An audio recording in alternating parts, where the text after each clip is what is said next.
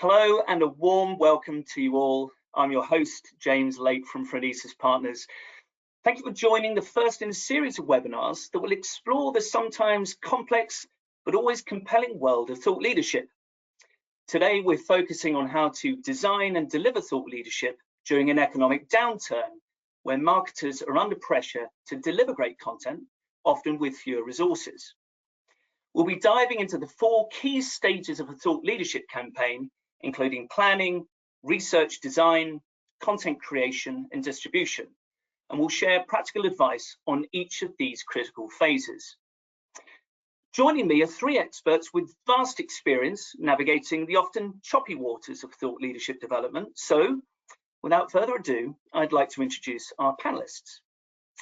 Masood is the content strategy and marketing lead for the Infosys Knowledge Institute, where he's driven the research agenda, developing the group's Radar series of reports and the ESG and digital research streams. Before Infosys, he developed Accenture's startup innovation practice in the UK and was the firm's technology journalist. Prior to that, he was an analyst, researcher, and writer. Angela Everitt is the content director for Springwise, a global intelligence platform focused on ideas that drive positive change. Prior to this, Angela has led creative teams of strategists, editors, researchers, and marketers at both Euromoney Institutional Investor and The Economist. Marone is the Director of Global Insights at Harvard Business Publishing Corporate Learning, where he's responsible for developing thought leadership to support clients globally. Previously, Mark led thought leadership programs for the American Management Association and Dale Carnegie Training. He holds a PhD from Indiana University and publishes frequently on leadership issues, corporate culture, and employee engagement. Samad, Angela, Mark, welcome and thank you so much for joining me today. So we've got a lot of ground to cover, but just to set the scene, we're going to kick off with a poll to the audience to ask the question, what impact have you seen the economic downturn have on your thought leadership or marketing budget? The poll should pop up shortly and it's completely anonymous, so I do encourage all of our viewers to answer openly and let us know what you think. So once you spot the poll, which I can see up on screen now, please enter your response.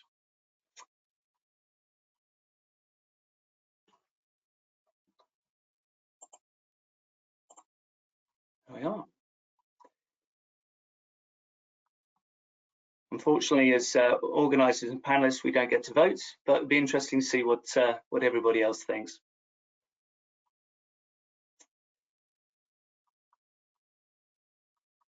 Okay, I'm going to close the poll now. Excellent. Thank you.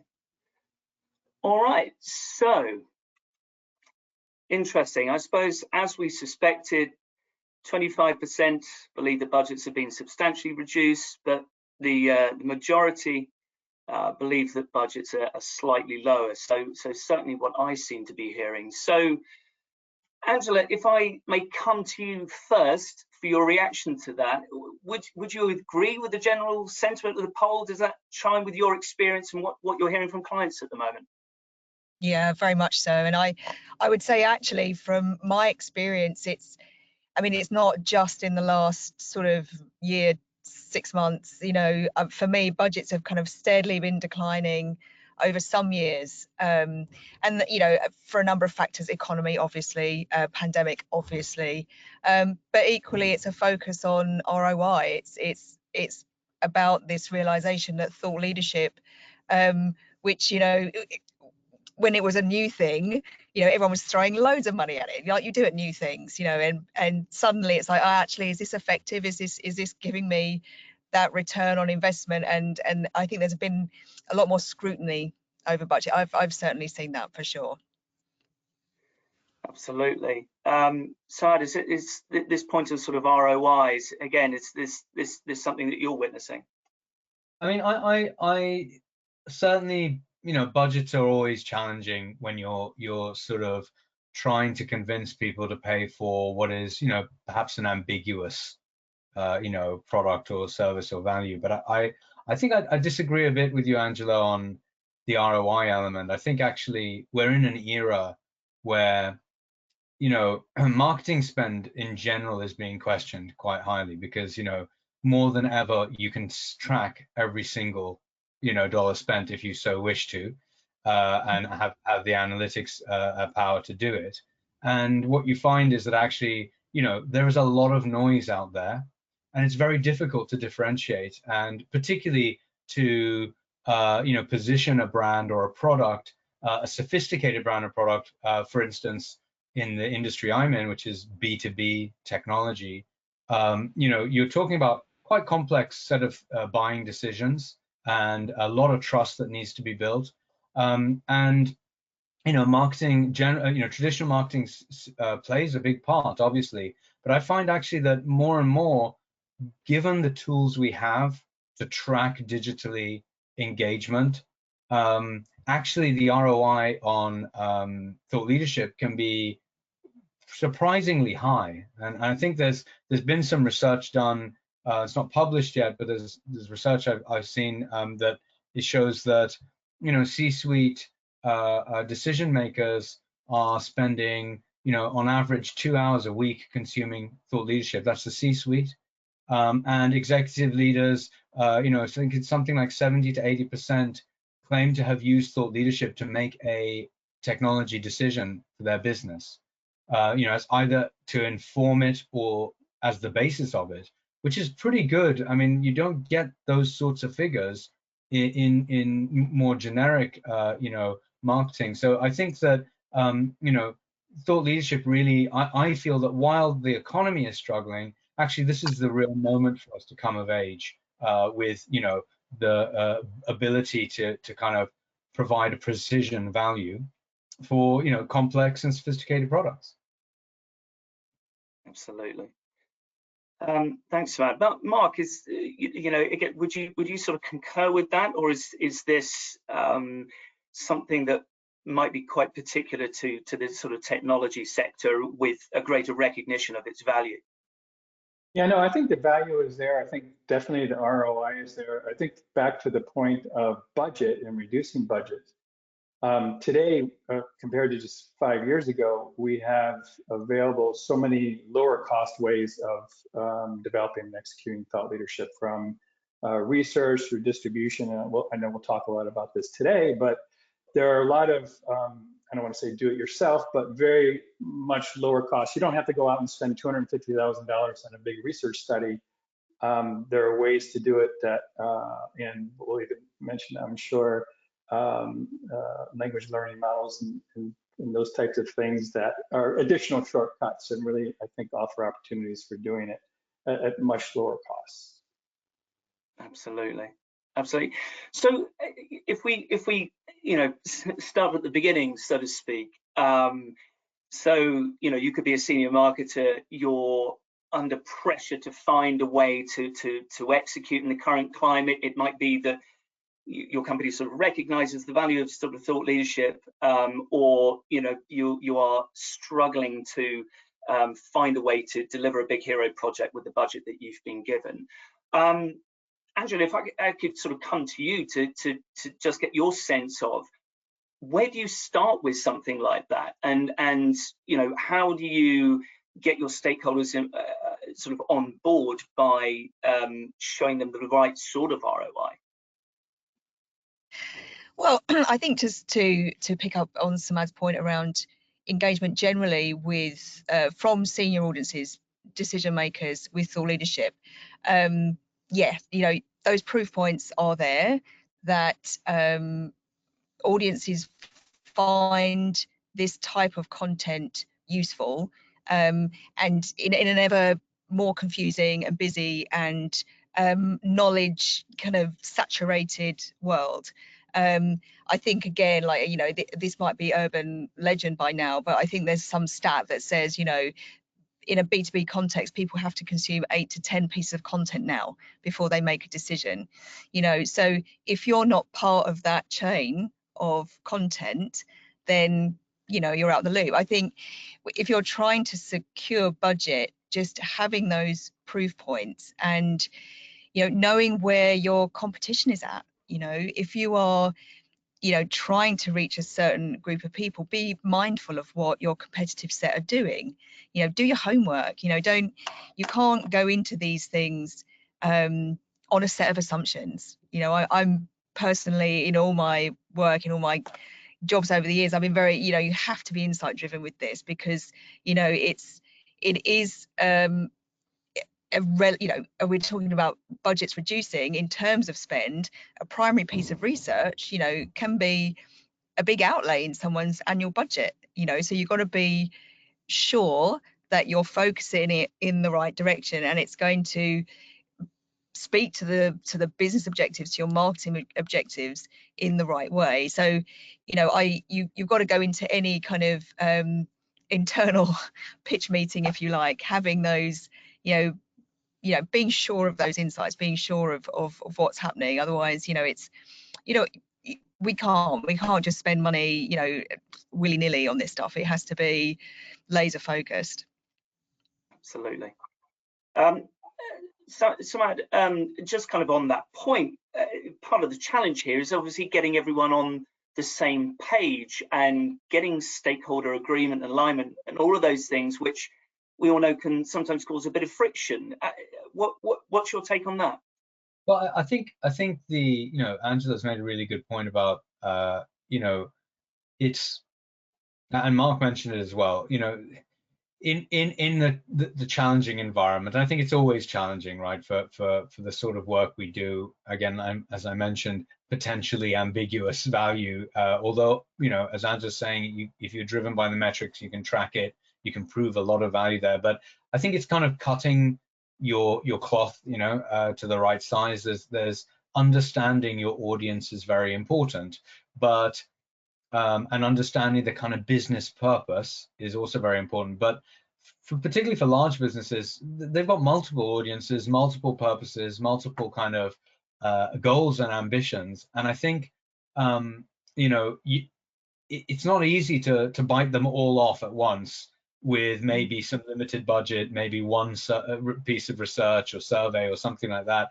So I think a lot of it is, you know, that stakeholder management part at the start really is understanding and prioritizing and narrowing down on the specific things you can achieve with what you've got, and trying to focus on what is the biggest impact you can have for the business with a piece of thought leadership, whether that's opinion or detailed, you know, research, primary research perhaps, you know, and, you know, understanding your audience from that point of view. You know, maybe picking a specific product area in your business or a specific stakeholder that you're going to support and kind of prove a model with them. You know, trying to do too much at once can be challenging, and you know, I think, and you find, you know, economic challenges or not, actually focusing and narrowing your scope can lead to much deeper and better results anyway. So I think that it's a healthy thing to do regardless. Absolutely. Mark, you know, just sort of picking up on Samad's point there about, you know, sort of being laser focused on you know, what you're trying to talk about, making sure your thought leadership isn't all things to all people. Is that, would you agree with that? Is it sort of very much we're in a world of less is more when it comes to thought leadership creation at the moment? Yeah, absolutely. You know, I was just thinking about, you know, doing your homework, Angela, as soon as you said that, because it really is about understanding the marketplace. What are your customers concerned with? What are they dealing with? What's compelling to them? And what do you have to say that's unique and differentiator with respect to your unique perspectives and points of views? But I think really to gain that internal support, really, I think requires two things. One, really finding an internal champion, really a sponsor, ideally at the executive level, who really understands the benefit and the impact. Not everyone, and I've been in several organizations where I've seen this, where not everyone really truly understands what thought leadership is and the value of thought leadership, right? Some get it more than others. And really finding those who do, and really have them be the spokesperson, as well as your sales organization. And that's, you know, something else we could talk about later as well. But I think the second thing too that's really critical is ensuring that it's relevant to what you do as a business. You see a lot of content out there that's clearly commercial and it's a veiled advertisement. People aren't going to read that anymore. They're really looking for high quality content that's objective. But by the same token, if it's too far removed from what you actually do, you're not going to get that internal support. Salespeople are going to not do anything with it because they're going to say, okay, Mark, I can talk to my client about this, but then if they say, so what do you have to do about it, or what's your solutions? What do I say? And I can't make that link. So that's probably the second critical thing, really, to get that internal buy-in and support. Yeah, absolutely. No, I mean, it's a fine line, isn't it, between demonstrating your expertise on a topic and being seen to be selling a solution. This is always the challenge, isn't it? It's figuring out, and agreeing ROI up front, what your internal stakeholders believe will be, the ultimate value of the thought leadership, but then not being seen to be sort of too self-serving by the audience you're ultimately trying to engage, I suppose. Oh yeah, I mean, sorry, just to jump in. Maybe this is my. Sorry. No, I was going to say just like a thought on that, and this is coming from my days at The Economist specifically, where we were very church and state. But I'm a purist. Thought leadership is not about selling products. And that's where sometimes the challenges, you've got to get those stakeholders on board to understand that the metrics are going to be softer, possibly. It's going to be a lot harder to make that direct link between this marketing activity here, which is like generally very top of funnel, the tippity top, and then it's hard then to link that to direct sales often. So again, going into those conversations with that in mind, but demonstrating the value around consumption. Sorry, I've hijacked your next question, James. No, you haven't. No, not at all. I can jump in on that, actually. I think that there I think I totally agree with Angela on the church and state thing, and that's a continuous line that we've got to walk of because you want to build credible content that is people can engage with and learn from and feel inspired by, provokes new thinking. In the industry that I'm in, we're talking about very complicated scenarios with technology and business and such, and how these sort of fit together. And I think there's the overarching role really is to build trust with the audience, that hey, we as a firm understand the complexities, we have ways of thinking of how to solve them. It's not about hey, this is the product we have and this is why it fits here.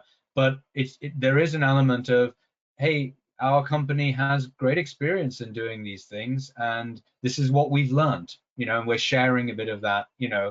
Our strapline actually for the Knowledge Institute is keep learning, keep sharing, because that's really how we feel. We're trying to build this sort of community of people who are trying to learn from each other in a very fast-moving industry, a very fast-moving environment. And that sort of hopefully engenders trust, but also improves, the perception that our market has of us. But yeah, it's not a there is a line between the kind of thought leadership stuff and then the actual product marketing, really, and describing what it is the company can deliver and such. That needs to be, but it does blur sometimes, because again, the two things have to work hand in hand. Absolutely. I mean, it's interesting. So having a few questions come in, but one of them, and it sort of it occurs to me that sometimes just saying the words thought leadership, it can mean different things to different firms, and so perhaps this is an issue of how you define it within your business and what it means to them. It will mean something very different to a law firm to perhaps what it would mean to a tech company or a consultancy, for instance. But another one, as you sort of said, Angela, is these soft sometimes soft, perceived to be soft measurement or metrics of the thought leadership you create. So, one of the questions here was simply, how do you measure success of a thought leadership piece, how do you even sort of consider that up front? Yeah, you've got to be clear going into it what it is you want the human being at the end of your piece of thought leadership to do. It still needs to drive an outcome. So you've got to be clear up front about what that outcome is. So with thought leadership, which again tends to be this sort of higher level, perhaps it's it's conceptual, it's research driven, it's less product focused. You might want awareness. You might want to be seen amongst, you might want to get some traction with a group of people that you feel like you're not quite reaching, and so the perfect way to engage a very senior set of people is give them some original insight and some original thought that they've not seen anywhere else. But be clear that that's your goal going in. Then you're going to want to measure whatever the outputs are, from your piece of thought leadership. You can measure engagement with content, but you might want to also plan to have some sort of follow-up, awareness kind of survey. Again, we're talking about a downturn here, so that's spend, but you want to attract how many people are now coming to your site, how many people are engaging with you on LinkedIn. Can you do something qualitative? It doesn't have to be a huge thing, but can you get a sense of from the market, are people engaging with this, are they talking about it? So again, like when I say softer metrics, like it's probably not sales, as in that direct link from this piece of research to this sale here. That's really, really hard, if not impossible to measure. But there are again, to Sema's point right at the beginning, there are digital metrics now which give you a sense of that awareness and that engagement with this thing that you've done.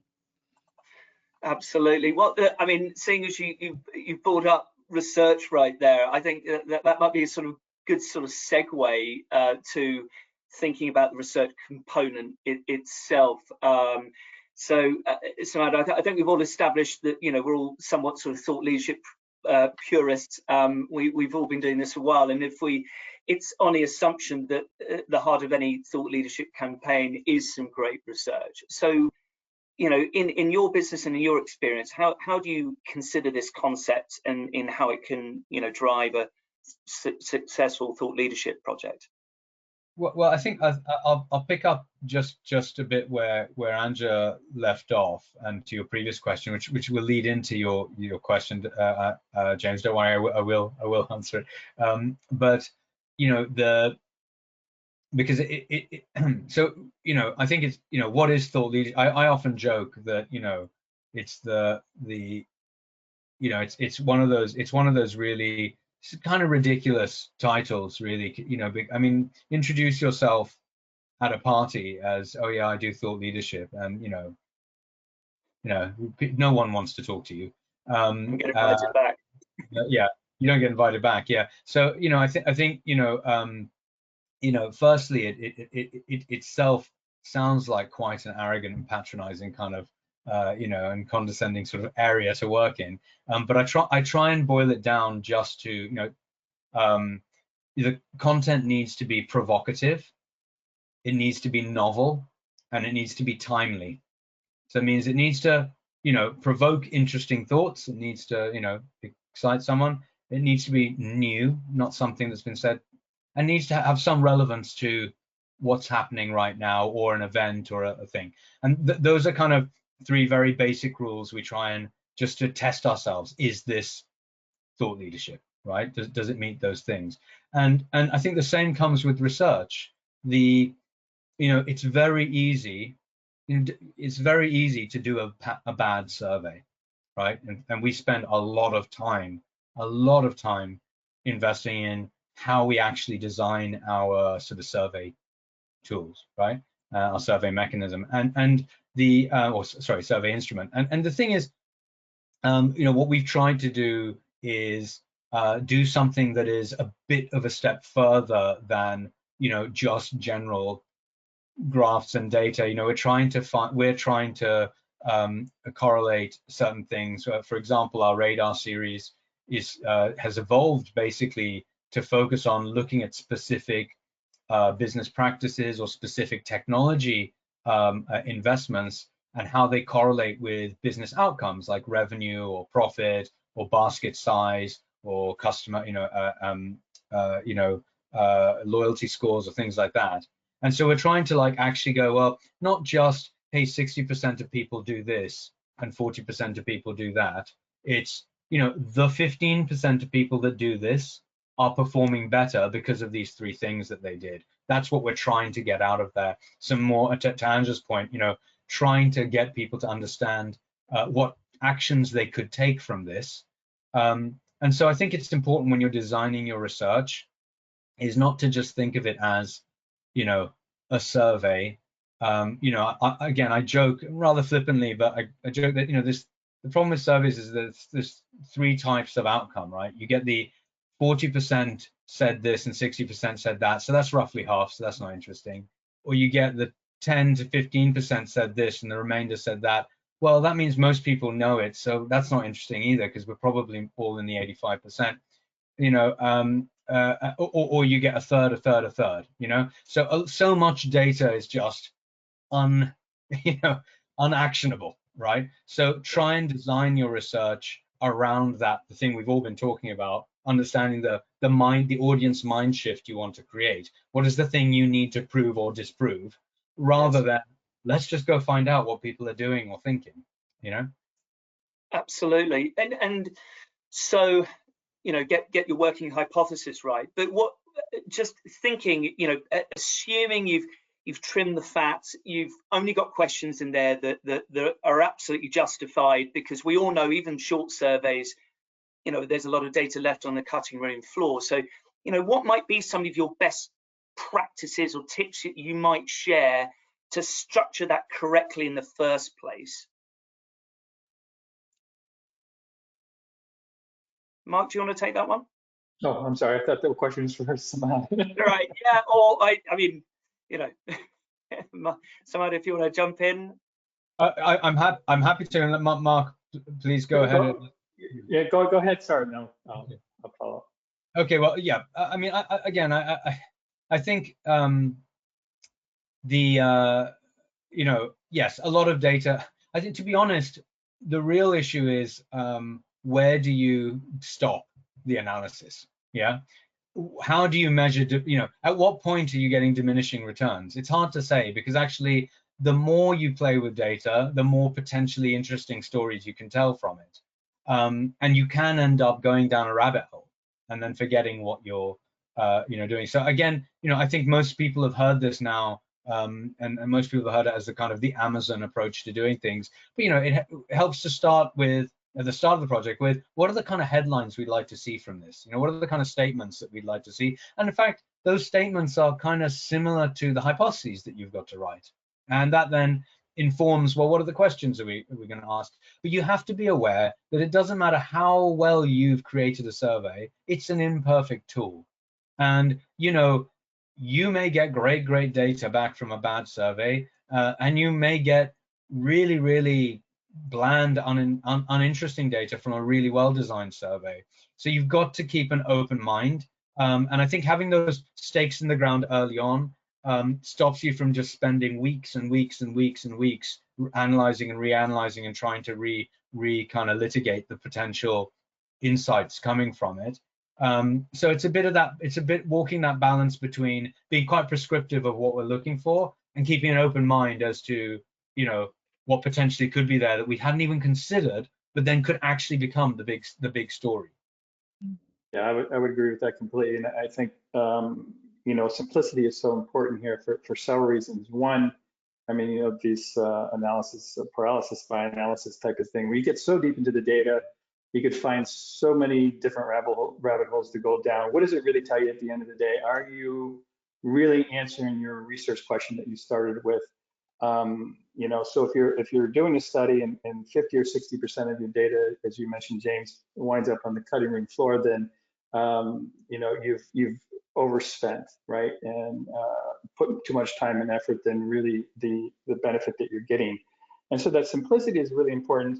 I think not only for really making succinct and powerful perspectives and points of view, but also for not only the market, but for your own organization to understand. People don't want to consume data, tons of tables and charts anymore. I mean, there are those who do, and it's always good to kind of have a nice, meaty, juicy appendix for those who do. But for the most part, your salespeople focus on selling. They have a limited capacity, I think, to consume large amounts of complex data. So it needs to be simplified. And probably more importantly than anything, I would think. That, and back to Samad's point of really being laser focused on answering your research question, those hypotheses that you start with from the beginning. I mean, not only is designing that question, that questionnaire, the survey, those items critically important. That's going to make or break your project. But those questions that you start with, right, are probably paramount. Definitely, so true. Well, I mean, just to sort of switch. Sorry, can I just add a bit more to that? Because one thing I found very helpful is actually the stakeholders that we talked about earlier come back in at this stage, right?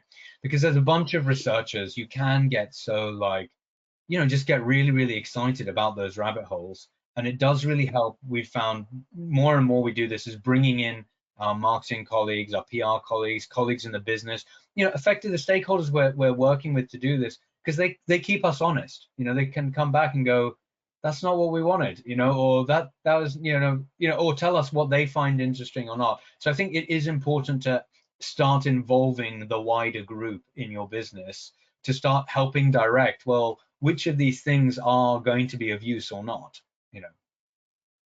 It's really interesting. It keeps coming back to getting the stakeholder group right. So from some of the comments we've made, it's almost like you probably want to start with a small cohort of people and then bring in others to make sure that they're all on the same page. That's obviously such an important part of it all. Just to perhaps sort of switch gears a little bit, Andrew, I'd like to come to you to just consider the bit that, okay, we've got our research down. There's not too many questions. We know we've got, sort of enough data to hopefully sort of underpin the rest of our content. And if we make the assumption that in more prosperous times, we'd have a beautiful mix of long and short form content, in a downturn, what do we do? What are some of the first sort of principles, and how do you prioritize as a marketer in times of scarcity, shall we say? Well, us marketers love doing the sexy new thing, right? A few years ago it was a podcast, still powerful, by the way, in the right circumstances. But think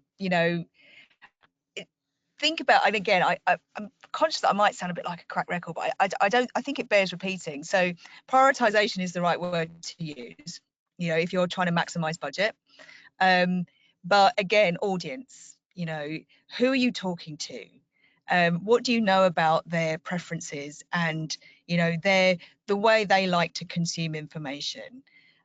So again, you're going to spend a chunk of change on a really well-crafted survey. Likelihood is you're not going to have an extensive budget then for some long form video or some other sort of more labor intensive content outputs, let's say. Short form articles every day of the week resonate with audiences across the board online. However, as I mentioned earlier, if you are targeting a set of decision makers, sometimes in healthcare, that's something, financial services, then something long form where people feel like they're really getting the meat on the bones. Be smart when you're planning this. I don't think it's necessarily prioritizing long form over short form.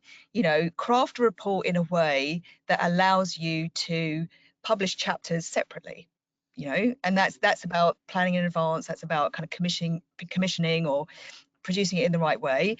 Have standalone case studies within that report, because again, senior decision makers across the board love a case study. You know, they love to know peer-to-peer communication is really powerful. So include that, because you can pass them out. You can push those out across social. You can use them in different ways, as well as having your kind of hero piece, which you might sort of have online or distribute in other ways. Think about, you know, a longer tail for your content. You know, so don't publish it all at once. You know, then you've got a one-hit wonder, and you know, you'll have a big spike in traffic or engagement or wherever it is you're measuring. And then what about the rest of the year? What about the next 6 months? You know, you've got to save money for distribution, by the way. I know we're going to get onto that, but you know, you can't overproduce, because, you know, I'm afraid you don't build it and they come. You have to drive them there. So, you know, I think the prioritization comes with, again, that understanding of who it is you're talking to. What do you know about them? You know, how do they engage with content? What is it you want them to do? You know, because if you want them to feel like emotional and warm and fuzzy about your brand, if this is a brand exercise, then perhaps something more emotive is more suitable, like a podcast, you know, when you're in their ears and you're talking directly to them and you're talking about your thought leadership in a slightly different way. But do know that going into it, you know, what is likely to get that connection with the person at the end of it, because I think we forget sometimes that there are people at the end of this chain that we want to do things and respond and, you know, love us. Absolutely, and it's so true. I mean, and when it comes to sort of creating these content pieces in, you know, whatever format they ultimately end up being in, are there sort of specific tools that you can use that helps the time poor content creators out there? It would be remiss of us not to mention or to forget to mention the remarkable generative AI piece. So I'm assuming, I mean, this will be an episode all of its own, but it'd be great to get your thoughts on tools that people can use to make their job a little bit easier. Yeah, I mean, yes, AI, you know, we can fall down the ChatGPT rabbit hole if we want to. I mean, there are before, you know, life before that, you know, involved some really useful tools, you know, which you still pay for in terms of subscription, or you can use them for free. But, you know, a couple of personal favorites of mine, and I'm not on the payroll, disclosure, but Lumen 5 is a really natty little, you just pop a written article in that thing, it turns it into a video. It's witchcraft. Flourish Amazing. is a really nice tool for visualizing data. You know, you pop your Excel spreadsheet in that thing, you've got some really nice charts. You know, it's that, so there are ways to make thought leadership compelling, because we are visual creatures. You know, the internet has happened, you know, people's attention spans are what they are.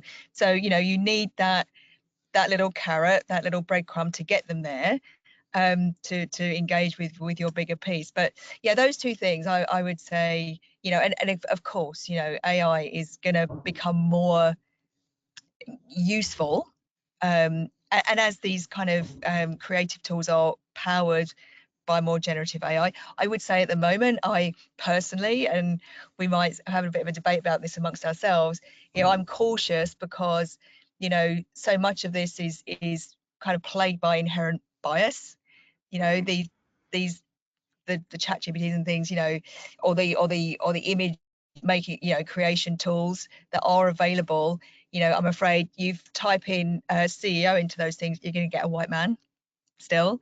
So I would sound a note of caution. I'm still a fan of a human in the loop, but, you know, over to my panelists, you know, on the AI question for more thoughts.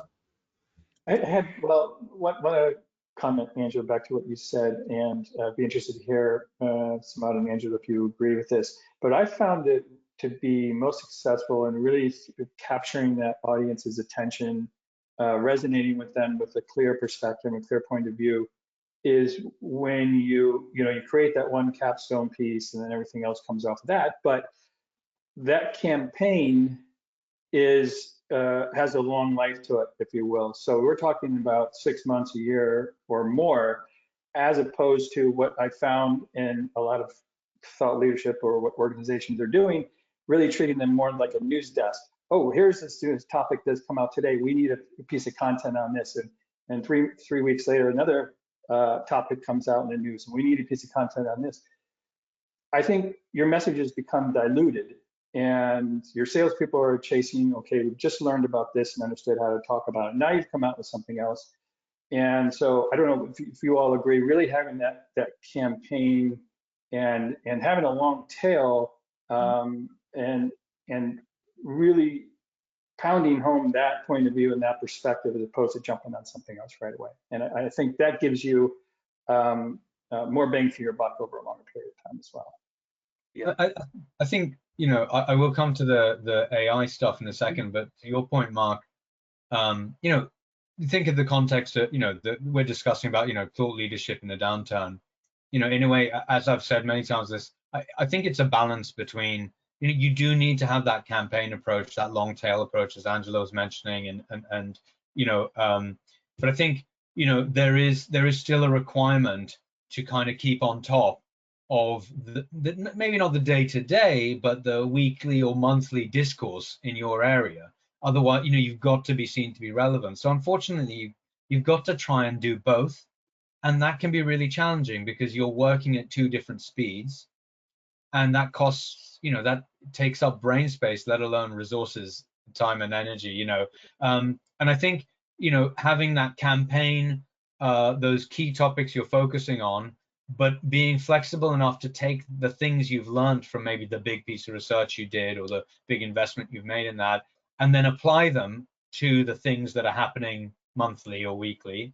That might be the best way to kind of mix and match. But you know, it is, I think it, again, bearing in mind, you know, the poll that we just did at the start is showing that people are in a budget constrained environment. You know, we need to be realistic that you can't do it all, you know, but you do need to try and keep your hand in, both with the slow, deep stuff as well as the short and fast stuff, or you know, you just won't be able to get people coming to you, and that short and fast stuff is what brings people, you know, to you. And that's where ChatGPT could help, right? Well, I mean, yes and no, right? I mean, let's go back to how I define thought leadership, right? Provocative, novel, timely. Yeah, sure, ChatGPT is provocative, not for the right reasons. It provokes when it gets it wrong. I mean, when ChatGPT does it well, you just think it's like a generic human. You know, I think there's the poetry, or, you know, the kind of things that everyone is sharing online. It's very impressive. It's not necessarily distinct, right? It's ultimately being built on stuff that is already out there, right? So, you know, what will be really interesting is when new ideas are created, right? New opportunities are being identified by AI. That's going to be really interesting. But currently, and it's great, but currently I think there's still what we're getting is very convincing, you know, passing as human, things. That said, I think, you know, AI is incredibly important for helping with operational efficiency, and so some of the tools you mentioned, Angela, and many other tools out there. You know, there's lots of ways we can use AI to kind of speed up what we're doing, but at the current state in time, it's not going to replace that ability to provide a targeted and new thing. You know, currently, let's say you're focusing on a niche audience. You need to really get under their skin to understand what's going to surprise them and be new to them.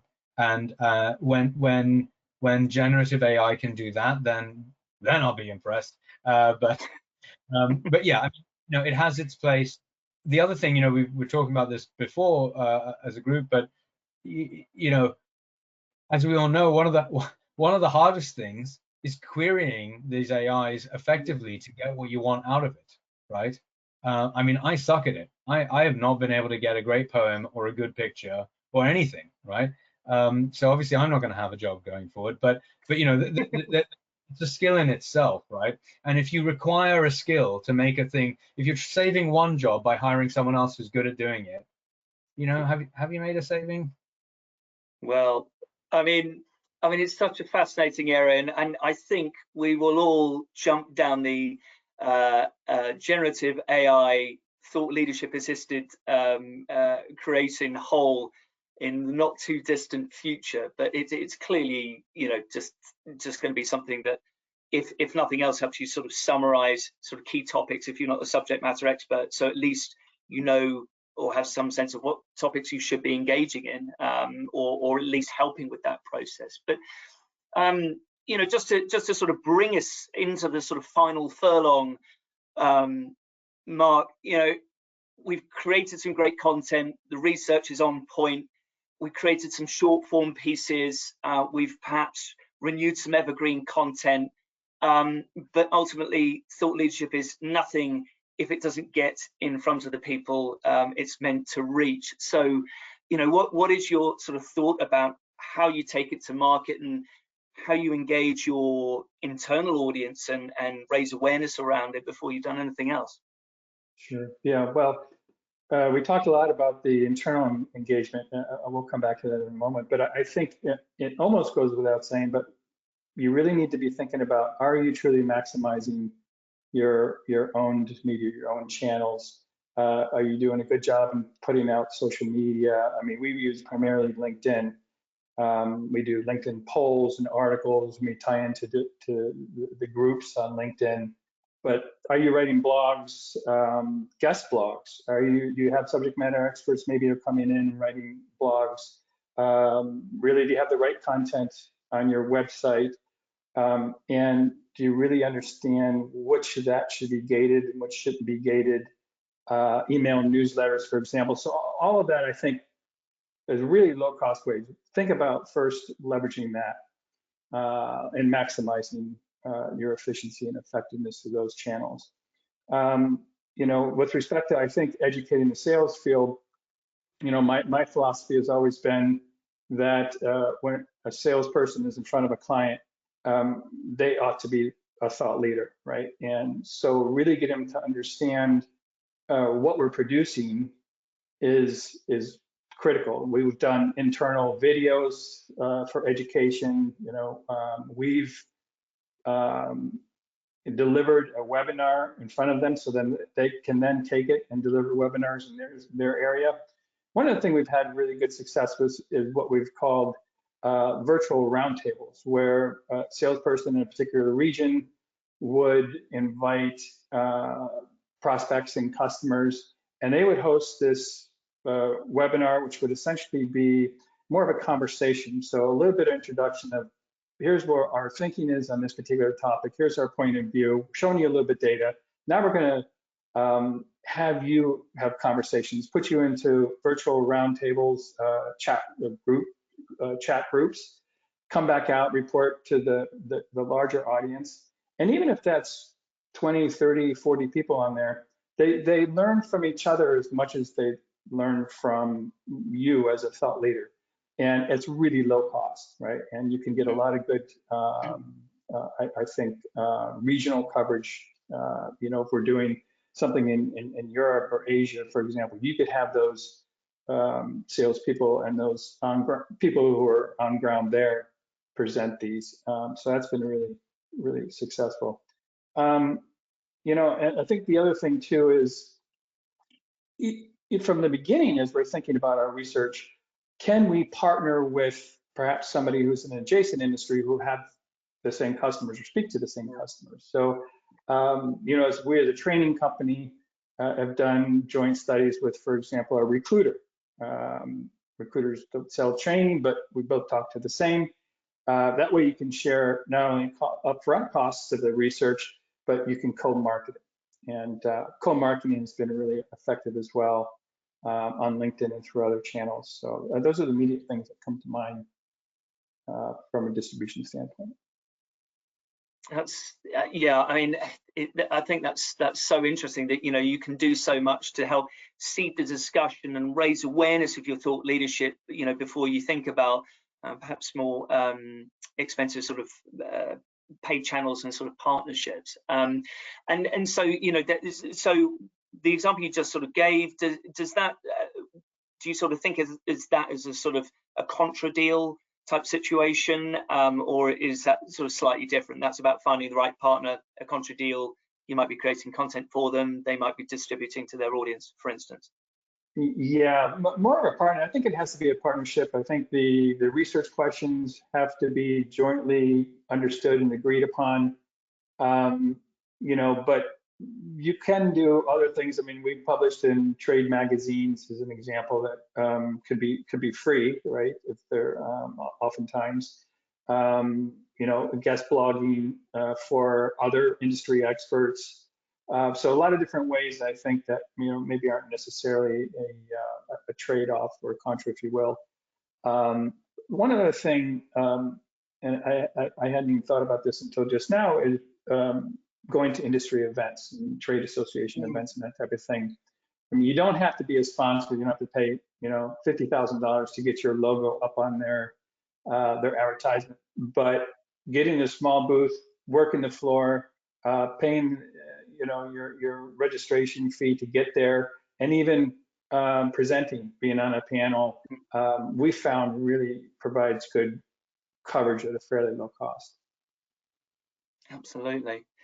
No, that's all sound advice. I mean, I think, again, you know, there are many different avenues to take your content to market, but sometimes, you know, just using what you have and your senior leaders to help get out to your clients and raise awareness is the perfect place to start.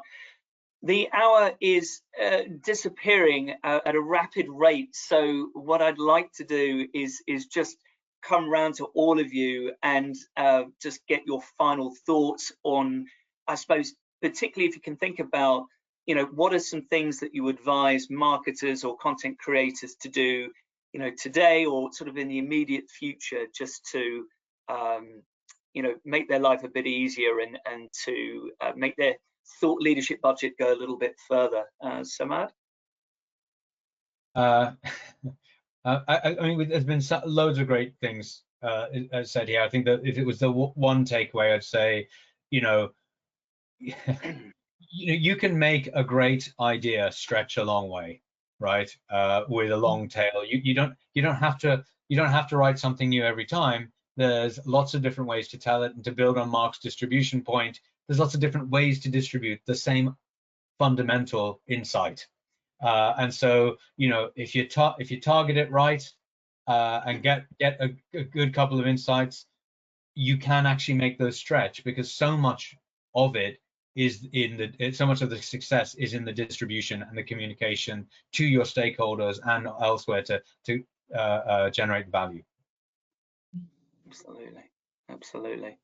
Angela, what would be your pearl of wisdom that you'd share with our viewers today?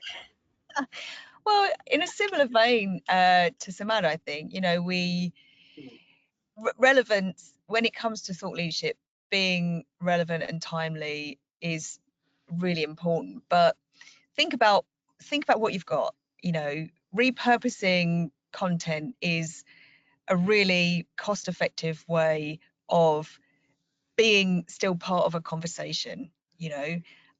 So looking back, I mean, you know, at Springwise we publish a lot. Like, we publish 3 times a day. However, with that sort of frequency, trends emerge, you know. So pull it together. You know, if you've got your piece of thought leadership work, you know, that perhaps, you know, you're looking to renew, you know, to Mark's point, like, use your experts. Like, what could they say that's a little bit of a refresh on that, you know, while you're thinking about, you know, your next survey? Because building out surveys takes time, you know. So what can you be doing in that interim, you know, to still be part of that conversation, to still be visible to that audience? Because then you get a chance to kind of tell them what you're going to do next, you know. Get people excited about this next piece of research, you know. Next iteration coming, you know. Don't be ashamed to, you know, don't be shy about kind of, you know, tooting your own horn. I mean, it's, yeah, repurpose and, you know, be smart in the planning. That's what I'd say. Absolutely. And as British people, we're obviously always far too polite anyway, so Horrible. We're horrible. Yes, exactly. Mark, what's your thought on a couple of key Yeah, well, takeaways? I think somebody said, maybe it was Samad, that there's, so much noise out there, so much content. People are getting barraged by it on a daily basis. And I think you have to balance between being provocative and being gimmicky. And you see a lot of quote unquote thought leadership that comes out, and you get started looking into the data. It's like, this interpretation doesn't really come from this data, or you've just given me a headline and have not written about it at all. This is just clickbait, and that, I think, is the death knell, really. And I hate to see that more and more, but I feel like sometimes it's bringing down, the profession of thought leadership and what it's intended for. But you need to be provocative. You need to get out in front of people and say, oh, hey, this is a different way of looking at this problem. This is really interesting and unique. And so I think that's, the key balancing act that we as marketers need to think about. Yeah, absolutely. Just a couple of minutes remaining. I do have a question. Samad, it's for you. And somebody said that they'd like to hear more about the upcoming research that you mentioned about thought leadership ROI. Can you share any details with us about that? It was research done by another organization and presented to me in a private forum. If I can use you, whoever is, I'm basically, it's more that, I know this sounds extremely dodgy, doesn't it? But it's basically, a large, well-known brand, their thought leadership group, and they did some internal research, and then they presented it at a forum that I was at. But they're going to be publishing a book on it, I'm told, later this year. Yes. So it's coming out. I'm just in this sort of public forum, don't want to kind of drop them in it, but no. Yeah, I mean, they were happy for me to talk about the data. They just said, but the overall, what they found was that there was very good engagement at senior levels around IT thought leadership, and but if I'm happy to have my details shared with the questioner and maybe speak in private a bit about who could maybe tell them more about it. Sounds good. Thank you very much indeed. So unfortunately, that's just about all we have time for. Thanks so much for everyone who tuned in today, and a massive thanks, of course, to our experts, Mark, Angela, and Samad, for sharing some fascinating insights and valuable tips that will no doubt help all the marketers and thought leadership creators that have been watching today. We're planning another webinar in June on how to increase impact and ROI of thought leadership. So do watch out for further info on that to register in the coming months. You can follow us on LinkedIn or visit our website to subscribe to a monthly newsletter to receive our insights. And today's webinar has been recorded, so you can share this with your friends and colleagues who might have missed it. And that's it. Thank you very much indeed, all of you. On behalf of Phronesis Partners, thanks everyone. We look forward to seeing you again. Farewell.